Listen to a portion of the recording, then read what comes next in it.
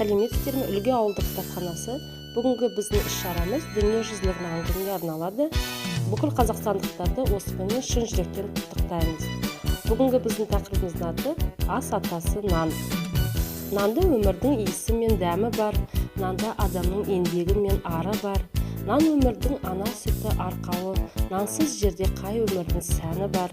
Бір кезде болып нанға зар, қадірін білмеген адамдар, әулие түпін нанды ұстап, нан ұрсын деп қарағанар.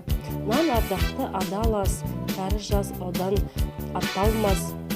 Нанға үлкен жүрекпен қарағандар, нанды өмір деп санағандар.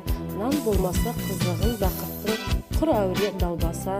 Нандай жоқ қой асыл дәм, жеп үйренген жасынан.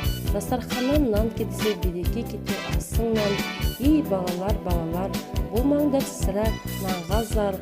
Өмірінің алтын арқауы бар, қасиет нанда бар.